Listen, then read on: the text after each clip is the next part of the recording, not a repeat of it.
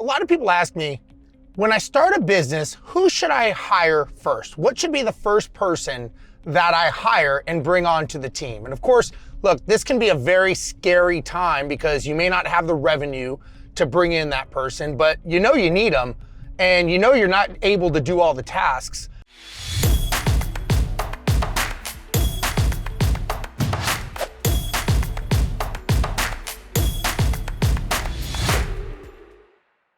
Look, there's different schools of thought in this. I'm a big believer, and I know from challenges that I've had in the past with knowing who to hire and who not to hire, one of the biggest challenges with hiring someone is if you look at it from an operator's perspective, meaning somebody who's the integrator in your business, they may say, first person we need is someone in back end, maybe someone in accounting, maybe someone to help make our systems great and perfect.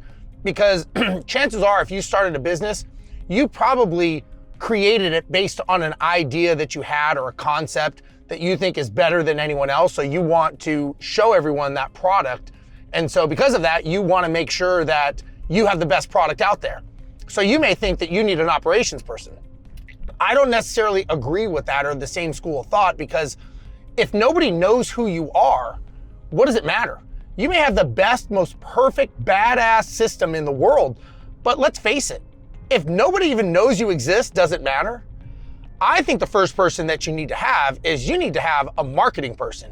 Because if your phone is not ringing and you don't know how to monetize your business, meaning make people know who you are and want to do business with you, well, look, let's face it, you're going out of business. You just don't realize it yet until your bank account says zero.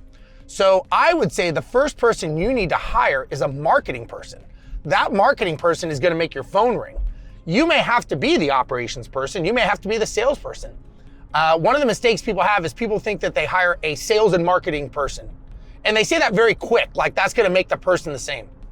The personality profile for a marketing person is totally different than a salesperson. Marketing makes the phone ring.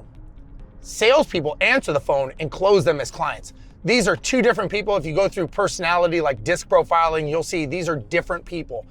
Do not try to hire one person to do both roles. Those are different roles.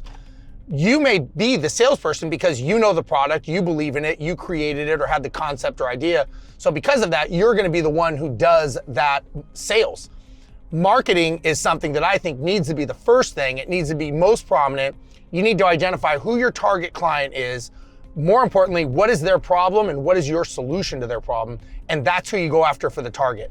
Now, you may not know a lot of these things. You may just think they're people like you, and that's fine. You can do that. But just remember, you've got to make sure that you are focused on making the phone ring and solving the first piece of the puzzle in owning a business, which is monetization. Sales and marketing is what you need to focus on. When you have enough money coming in, you can fix a lot of problems. You can hire the people you need to hire. But if you have no money coming in, you can hire the best engineers, the best operators, the best everything, but it doesn't matter. So my advice is make sure that you hire a marketing person first, make your phone ring, and everything else will start to fall into place. Not saying that you don't need an operations person, but marketing is what you need first. Then I would say you need a salesperson to convert it. Then you probably need operations and accounting simultaneously. So that's my advice to you.